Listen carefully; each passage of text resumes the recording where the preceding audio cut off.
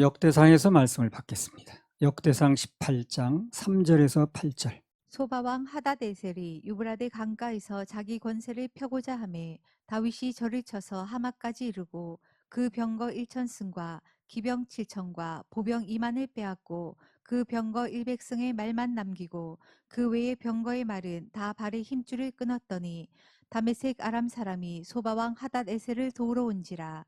다윗이 아람 사람 2만 2천을 죽이고 다메섹 아람에 수비대를 두매 아람 사람이 다윗의 종이 되어 조공을 바치니라.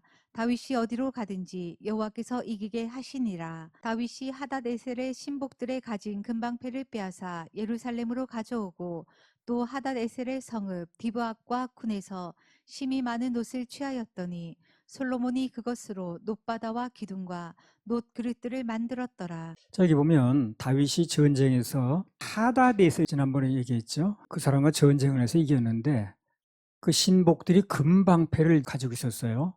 그걸 빼앗아 가지고 예루살렘으로 가져왔다는 겁니다. 그리고 이제 그걸 전부 하나님께 드리는 거예요, 다윗이.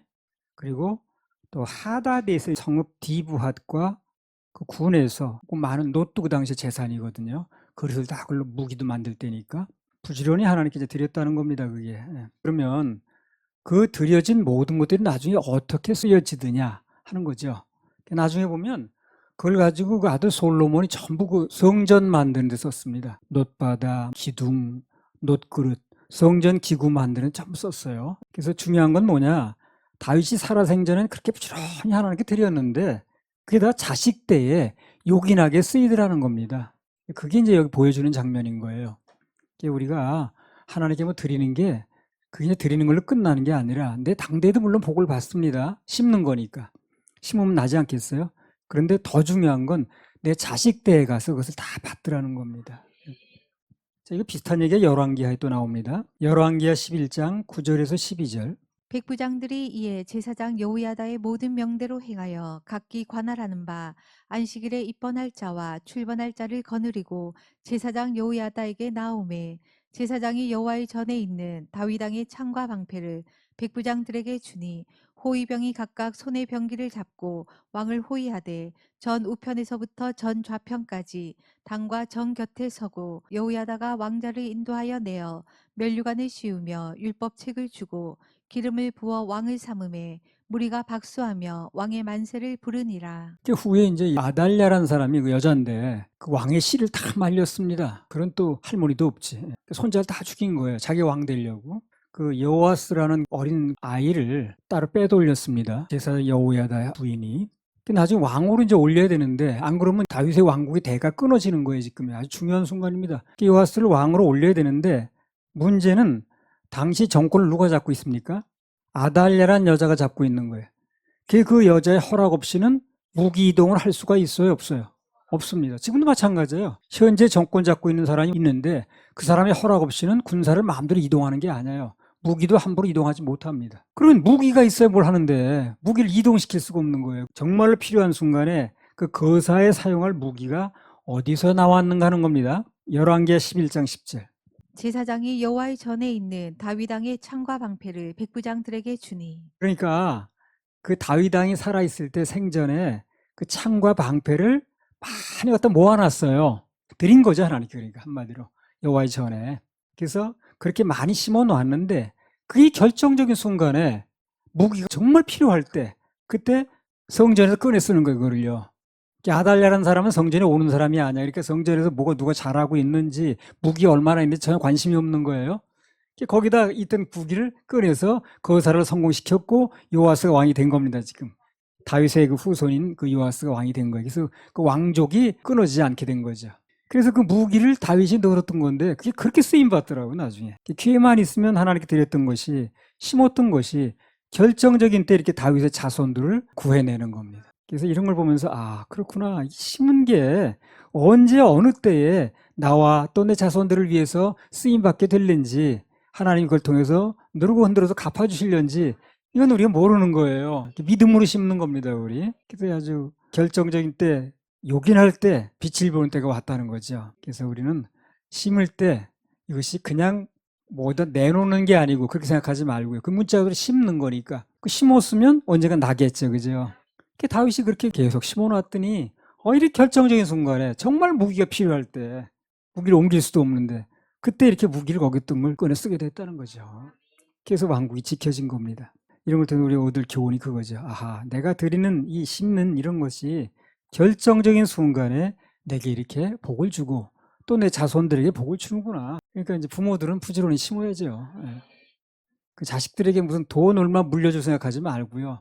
뭐 집 한 채 물려주고 그게 중요한 거 아니라 영적인 재산을 물려주면 되는 거예요. 그건 없어지지 않습니다. 예. 할렐루야. 우리 하나님 박수 올려드려요. 자, 창세기 6장 14절에서 22절. 너는 잣나무로 너를 위하여 방주를 짓되 그 안에 간들을 막고 역청으로 그 안팎에 칠하라. 그 방주의 제도는 이러하니 장이 300규빗, 광이 50규빗, 고가 30규빗이며 거기 창을 내되 위에서부터 한 규빗에 내고 그 문은 옆으로 내고 상중하 3층으로 할지니라. 내가 홍수를 땅에 일으켜 물을 생명의 기식 있는 육체를 천하에서 멸절하리니 땅에 있는 자가 다 죽으리라. 그러나 너와는 내가 내 언약을 세우리니 너는 내 아들들과 내 아내와 내 자부들과 함께 그 방주로 들어가고 혈육 있는 모든 생물을 너는 각기 암수 한 쌍씩 방주로 이끌어 들여 너와 함께 생명을 보존케 하되 새가 그 종류대로 육축이 그 종류대로 땅에 기는 모든 것이 그 종류대로 각기 둘씩 내게로 나아오리니 그 생명을 보존케 하라. 너는 먹을 모든 식물을 내게로 가져다가 저축하라. 이것이 너와 그들의 식물이 되리라. 노아가 그와 같이 하되 하나님이 자기에게 명하신 대로 다 준행하였더라. 그러니까 이제 여러 번 얘기를 했는데요. 그 당시에 노아가 생존할 그 당시는 지구상에 비가 한 방울도 내린 적이 없습니다. 그럼 어떻게 무슨 농사를 짓고 어떻게 했느냐? 수증기가 올라오는 거예요, 김이. 그래서 그거 가지고 다 농사도 짓고 지금도 어디 그런 땅이 있다고 그러더라고. 어딘가는. 예. 비가 한 방울도 안 오고 그 수증기만 가지고 이렇게 살아가는 땅이 있대요, 지금도. 지난번에 어디 나왔습니다. 그 당시 전 세계에 그렇게 살는데 비가 내리는 걸 본 적이 없는 거예요, 노아가.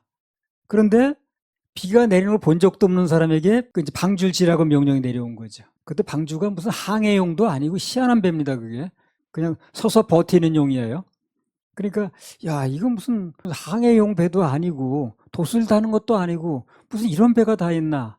이 비가 한 번도 안 오는데 무슨 강물이 넘친다고 그러고 무슨 뭐 다 그냥 무슨 잠긴다고 그러고 이 받아들이기 어려운 얘기죠. 노아 입장에서는. 예. 그것도 그냥 또 산에 지었다고 그러잖아요. 예. 바다에다 떠진 것도 아니고. 나중에 이제 물이 들어오면 뜨면 되는 거니까. 비를 한 번도 본 적이 없는 노아에게 난데없이 하늘에서 앞으로 비가 많이 쏟아져 가지고 이렇게 지구상에 물이 잠길 텐데 배를 만들어라. 그렇게 말했을 때 언뜻 이해가 잘 안 됐겠죠. 그죠? 항해용도 아니고 이상스러운 배를. 근데 창세기 6장 22절에 보면 뭐라고 그랬어요? 노아가 그와 같이 하되 하나님이 자기에게 명하신 대로 다 준행하였더라. 이것도 일종의 심는 겁니다. 자기 삶을 심고 자기 시간을 심고 다 심는 거예요. 개의치 않고 하나님이 자기 명하신 대로 다 준행했다는 거예요. 자, 그랬더니 나중에 결국 그 덕을 누가 받느냐는 거예요. 그 혜택이 어디로 갔냐는 거죠. 자, 창세기 7장 17절에서 23절. 홍수가 땅에 40일을 있었는지라 물이 많아져 방주가 땅에서 떠올랐고 물이 더 많아져 땅에 창이라매 방주가 물 위에 떠 다녔으며 물이 땅에 더욱 창이라매 천하의 높은 산이 다 덮였더니 물이 불어서 15규빗이 오르매 산들이 덮인지라 땅 위에 움직이는 생물이 다 죽었으니 곧 새와 육축과 들짐승과 땅에 기는 모든 것과 모든 사람이라 육지에 있어 코로 생물의 기식을 호흡하는 것은 다 죽었더라. 지면의 모든 생물을 쓸어버리시니 곧 사람과 짐승과 기는 것과 공중의 새까지라. 이들은 땅에서 쓸어버림을 당하였으되 홀로 노아와 그와 함께 방주에 있던 자만 남았더라. 그래 방주를 그렇게 무려 120년간이나 심었습니다. 시간을 심고 물질을 심고 했습니다. 노력을 심고. 그런데 나중에 보니까요. 다른 사람 혜택 본 사람 한 명도 없습니다. 다 죽었어요. 오직 노아 내외하고 아들 셋하고 며느리 셋 8명만 살았습니다. 그게 누굴 위한 거였어요? 결국에 그게 나와 내 자식을 위한 거였죠. 그래서 자기와 자기 부인, 자식 며느리 살리는 일이었다는 거예요. 결국에 쉽게 말하면 자기를 위한 일이었다는 거죠. 그게. 그래서 순종하고 헌신하고 봉사하고 심는 거 결국 알고 보면 다 나와 내 가족을 위한 일입니다. 후손까지 위한 일이에요. 그래서 나는 제일 부러운 게 그겁니다. 그 부모들이 많이 심어놔서 3대째, 4대째.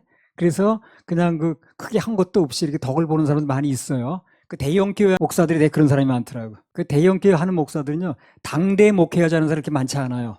대부분 다 3대, 4대째 그 신앙인들이라고. 많이 심어 놓은 거예요. 그리고 그걸 구원받는 건 아니로되 심는 건 거두는 거니까 그 나름대로.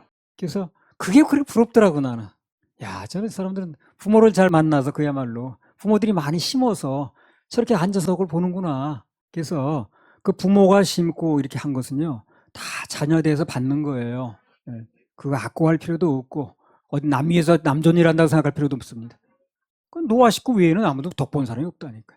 그리고 아까 다윗도 결정적인 순간에 자기 후대가 왕조를 유지하는데 무기들이 썼잖아요. 그리고 이런 것도 한번 생각해 볼 필요가 있어요. 그 이제 방주를 만들려고 했는데 규격을 정해줬습니다. 어디에 세 번째 칸에 뭘 만들고 몇 층으로 만들고 어디 칸을 어떻게 막고 다 말씀하셨잖아요.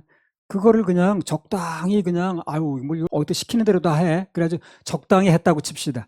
문제죠. 그래서 역청을 제대로 안 발라가지고 뭐 이음새가 벌어졌다라든가 그럼 홍수가 막 쏟았죠. 비가 새겠죠.